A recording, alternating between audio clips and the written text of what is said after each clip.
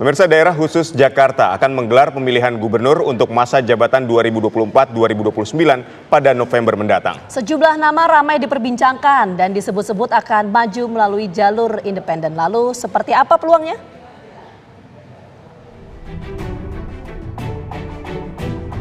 Komisi Pemilihan Umum Provinsi Jakarta menerima pendaftaran calon independen dalam pemilihan kepala daerah 2024 hingga hari ini pukul 23.59 waktu Indonesia bagian Barat.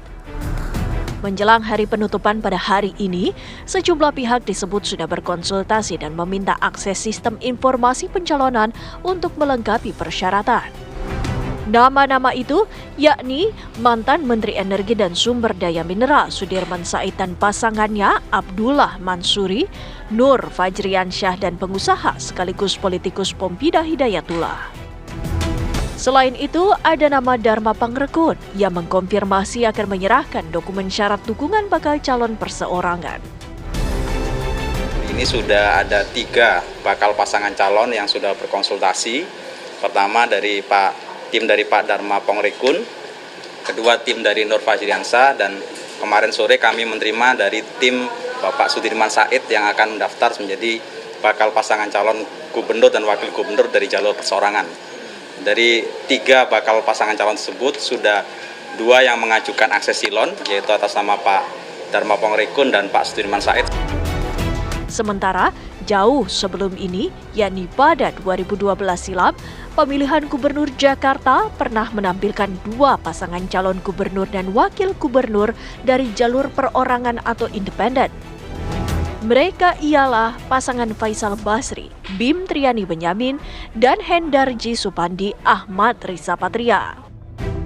Saat itu mereka harus berhadapan dengan paslon gubernur incumbent Fauzi Bowo Nahrawi Ramli serta beberapa nama tenar seperti Hidayat Nur Wahid yang berpasangan dengan Didi J. Rahbini, Alex Nurdin, Nono Sampono, serta Joko Widodo yang menggandeng Basuki Cahayapurnama atau Ahok.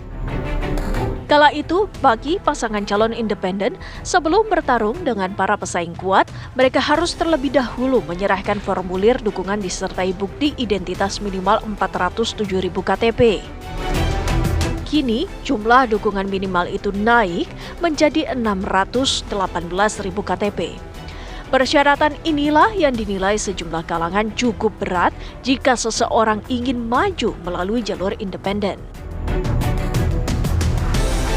Ya, kita kan menganut ini ya, demokrasi konstitusional ya, yang mana itu diatur dalam undang-undang. Nah, di Undang-Undang nomor 10 tahun 2016 pasal 41 memang disebutkan untuk provinsi dengan penduduk 6 sampai 12 juta itu memerlukan dukungan 7,5% dari daftar pemilih tetap terakhir. Artinya yang kami tetapkan itu merujuk pada ketentuan di undang-undang. Selain masifnya dukungan yang harus dikumpulkan, paslon independen juga harus menghadapi persoalan ongkos kampanye yang tidak sedikit. Bercermin dari semua ini, akankah muncul paslon independen meramaikan pemilihan gubernur Jakarta 2024 mendatang? Tim TV One mengabarkan. Pemirsa, untuk membahasnya telah bergabung ahli hukum pemilu Titi Anggraini dan juga calon gubernur DKI Jakarta jalur independen tahun 2012 Faisal Basri. Selamat sore Bang Faisal dan Mbak Titi. Selamat sore. Baik, kita langsung ke Bang Faisal. Bang, mungkin Anda dapat menceritakan bagaimana pengalaman Anda ketika harus mengumpulkan di tahun itu 400.000 suara. Tahun ini sudah naik ke 600.000 KTP yang harus dikumpulkan. Mungkin dapat ceritakan sedikit Bang, pengalamannya seperti apa? Ya, sungguh amat berat ya, kami mengumpulkannya harus lebih dari 407.000 tentu saja, karena ada yang cacat, ada yang sudah kedaluarsa, ada yang bodong gitu. Maksudnya bodong itu kita tidak tahu kebodongannya, tapi dianggap cacat dan itu diverifikasi oleh KPU dan juga harus tersebar. Tidak boleh semuanya dari Jakarta Timur atau tidak boleh semua dari Jakarta Selatan gitu. Harus merata 50%-nya.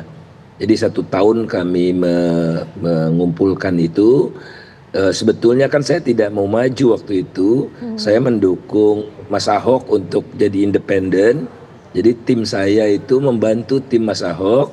Kalau tidak salah Mas Ahok menyerah karena 80.000 mentok gitu. Ya. Nah, jadi tim saya mengatakan, Bang ini harus diteruskan eksperimennya. Oke, saya katakan gitu. Jadi ini eksperimen politik ya. Nah, yang lebih berat lagi itu ada verifikasi faktual.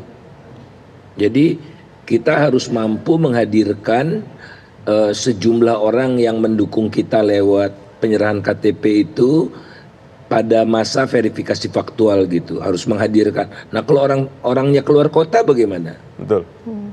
Kalau orangnya sudah sedang sakit di rumah sakit bagaimana? Jadi sungguh amat berat. Nah, apatah lagi waktu itu ada 2 calon independen kan. Saya sama Bang Aji, kita panggilnya Bang Aji ya. Jadi tidak boleh satu KTP itu di 2 calon. Jadi semakin banyak, kalau tadi di pembukaan acara ini ada 3, wah sungguh sangat berat itu. Jadi niscaya hampir mustahil lah ya. Tapi niscaya ada yang gugur lah, karena mungkin ada yang double. Saya tidak tahu kalau double mana yang dibatalkan gitu ya. Jadi intinya partai-partai politik ini takut sama calon independen sehingga dipersulit terus syaratnya. Padahal menurut saya yang namanya independen itu adalah safety net di dalam demokrasi. Karena apa, dulu calon gubernur, calon bupati itu kan harus setor ke partai, jumlahnya nilainya nggak kira-kira. Nah, tidak bisa semena-mena partai, dibukalah jalur independen itu untuk safety net supaya tidak main uang semua ke partai gitu. Nah, kedaulatan tidak di tangan partai. Nah itu Bang Faisal yang termasuk ingin kita tanyakan. Ini mengumpulkan fotokopi KTP 400.000 di DKI itu kan tidak semudah itu Bang Faisal. Waktu itu menggunakan mesinnya seperti apa? Kan nggak pakai partai politik, dan logistiknya atau finansialnya habis berapa itu Bang? Ya kalau saya tidak salah sekitar 1 miliar ya. Karena harus kontainer ngangkutnya aja ke KPUD itu berapa. Kemudian harus di entry di Excel. Kita harus menyerahkan data kopinya ya, itu 24 jam 3 shift itu kerjanya. Itu di markas kami ya. Kemudian kami juga harus ada pos-pos di setiap wilayah ya. Jadi ada berapa pos tuh? Timur, selatan, barat, utara, pusat kan. Kita ngontrak rumah di masing-masing pos itu. Jadi untuk keseluruhannya, terus ada makan ya 24 jam lah untuk para relawan itu kita sediakan gitu. Praktis tidak ada ongkos upah gitu, tapi ada namanya ongkos jalan ya, kan mereka naik motor pakai bensin gitu-gitu. Baik. Jadi betul-betul relawan. Bukan relawan model Jokowi ya. Bang Faisal, ini hanya 1 miliar atau lebih dari itu? Karena kalau kita ngomongin pilkada DKI 1 miliar kok kayaknya kecil banget. Dan gimana cara pengumpulan dananya? 1 miliar itu untuk KTP saja. Baik. Ya. Tapi kan kalau untuk kampanye kan kita tidak banyak ya. Saya paling event besar cuma 1 kali di lapangan Pulau Mas, itu sewanya relatif murah lah ya. Tapi keseluruhan itu kan ada stiker, baliho. Ya. Baliho kita enggak panjang umur, semalam dipasang udah ada yang nurunkan gitu ya. Macam-macam itu ya, belasan sih ya, belasan miliar. Baik, jadi belasan miliar. Lupa, tapi kami melaporkannya lengkap dengan sebaik-baiknya. Laporan keuangan kami dijadikan contoh model gitu ya. Karena 2 hari setelah pemilu kita udah laporkan keuangan tuh. Nah itu Bang Faisal, ini menarik kok, tadi 1 M lebih itu prosesnya atau tahapannya sampai mana? Karena kan Bang Faisal kalau kita ikuti di Pilkada DKI Jakarta 2012 kan waktu itu masuk di putaran pertama, tapi putaran kedua kan nggak lolos ya. Nah itu sampai mana prosesnya? Proses mengumpulkan dana. Iya, tadi kan 1 M lebih tuh. Ya, Itu oke. sampai akhir atau enggak? Sampai putaran pertama itu atau Intinya enggak? crowdfunding. Jadi misalnya kami melaksanakan gala dinner di Hotel Sahid waktu itu, eh, jual undangan mulai dari 500.000 sampai 5 juta ya. Dalam semalam itu kita dapat 1 miliar. Oh, baik. Kemudian kami ada website, bisa donasi dengan transfer itu ke salah satu perusahaan yang ngurus itu ya. Dompetku apa dokuku gitu saya lupa, mereka dapat fee 10%. Itu harus pakai kredit card, zaman dulu belum ada e-money, belum apa-apa. Iya. Jadi kredit card, harus mencantumkan nama, email dan nomor telepon. Kalau tidak, ndak boleh. Jadi harus transparan, tidak boleh namanya apa, no name gitu atau si Badu siapa gitu. Ya.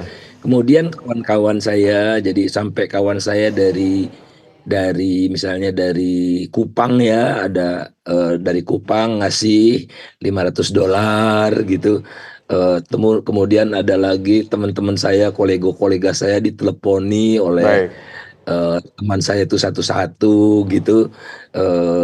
Alhamdulillah lah dapat, termasuk juga yang ngamen, ada yang ngamen uangnya dikumpulkan buat kita. Kemudian Urban Tour Konsorsium juga di Tanjung Priok ya, saya datangi, mereka nanyain kok nggak ada sembakonya. Saya bilang kalau sembako pasti saya ada bandar, mau Bapak Ibu gubernurnya bandar? Nggak mau, ayo kita kumpulkan. Jadi dikumpulkan lewat kotak air mineral itu, dapat 400.000. Orang miskin menyumbang saya. Baik. Ya, artinya dari crowdfunding itu. Nah, sekarang kita ke Bukan Mbak Titi dulu, jumlahnya Bang ya, Faisal. Mas. Ya, baik.